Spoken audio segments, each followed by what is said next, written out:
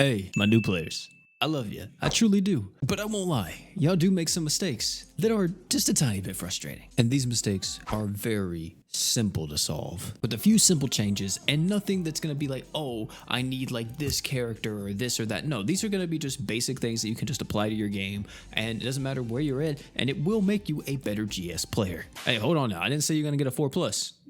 That's mine. Don't think that's your unit. I'm going to start with the first thing. The veteran players already typed in the comments section praising me for saying this, finally bringing some light to this topic, not opening chat in multiplayer. You guys do not understand how much a veteran player will mauled if you don't open up chat. Now, you don't have to open up chat all the time. Like if you're doing task mods, for an example, these are very basic type of events where you don't need the chat to be open. Anytime that you tackle like a challenge quest from the story, for an example, this is where chat needs to be open. Having the chat open allows us as vets to talk to you and converse with you and be like, hey, what units do you have? What can we work with here? And kind of deduct, oh, maybe we should use this, maybe we should use that. Whenever your chat's not opening, we have to send cryptic messages through stickers and just hope that you understand what we're saying.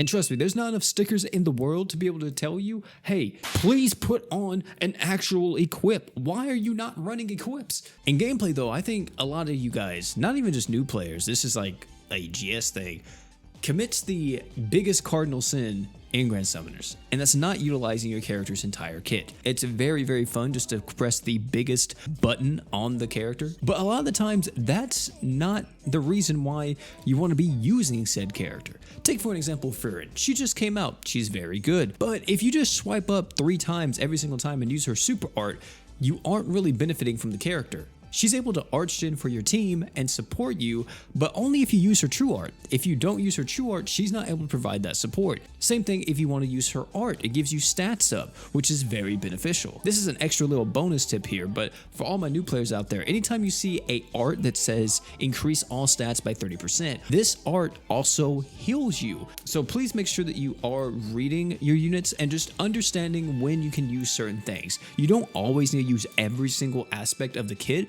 but just understand when certain stuff is needed. This one is more of a thing that I wish was better explained in the game, but unfortunately it's not, so I have to explain it to you, and a bunch of other people in the community has to explain it to you.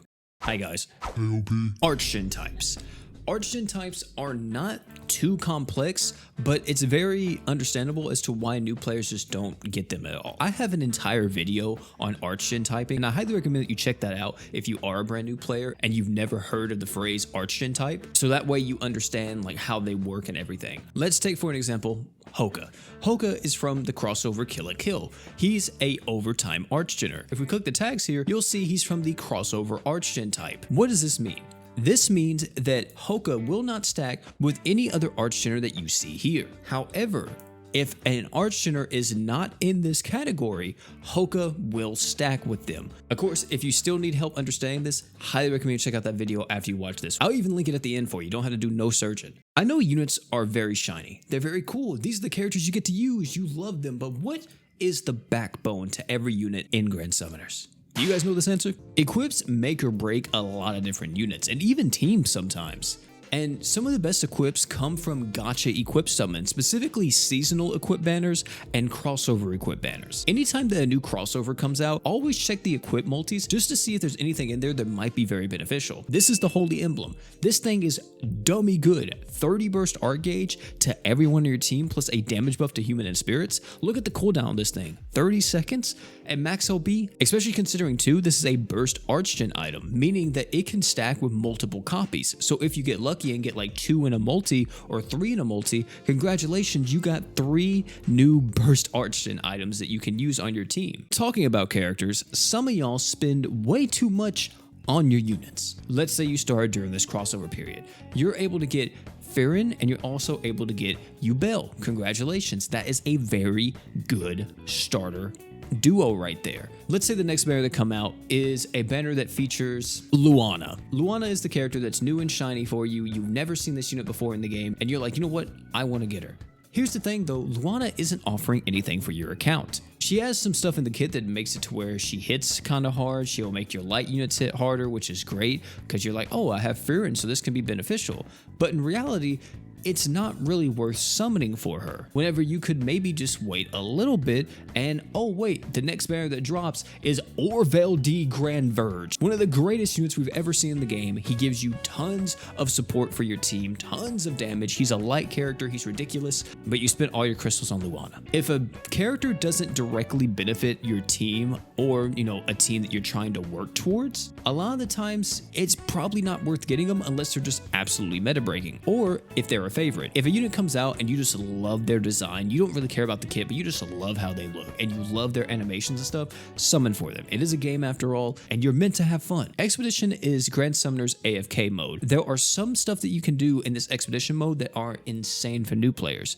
For an example, being able to ascend characters from the Expedition. This right here is the best feature that's been added for new players in a very long time. The fact that you can ascend characters and not have to engage in the in-game mode known as Summoner's Road is huge for y'all. But there's a problem with this. Whenever you first start doing it, it's going to take you a very long time to actually ascend a unit, since you're having to wait almost 2 weeks for a singular character. But however, you can get this down to pretty much a week or even less. You can come in here to the missions and you can see all the different stuff, and the main stuff we want to focus on are the trial missions, and specifically the Ultra Trial. You're going to need to build up your account maybe a little bit here, possibly get like 1 or 2 good units so veteran players can really help carry you. But once you have 1 or 2 units somewhat built up, go into multiplayer and maybe go into Discord servers or wherever and see if you can find a group of players that could carry you through this stuff just to help clear these missions in the Expedition. The more of these missions that you clear, the more your ascension speed will go up, meaning that you can ascend the units that you actually summon for quicker. Trust me, going through this process is going to be so much easier than actually going through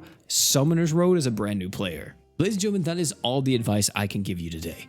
There's tons of stuff that I could talk about, but I've also made over 1,000 videos on this channel, and if you have a question about anything, it's probably here. But if you want my personal recommendation on how to understand the game a bit better, click on this video. It talks about the Archon types, as I mentioned before. It is the skeleton to most of your team comps in Grand Summoners, and it's completely hidden in the game, so you would never even know it was there. Oh, but one more thing before you leave, don't forget to drink water.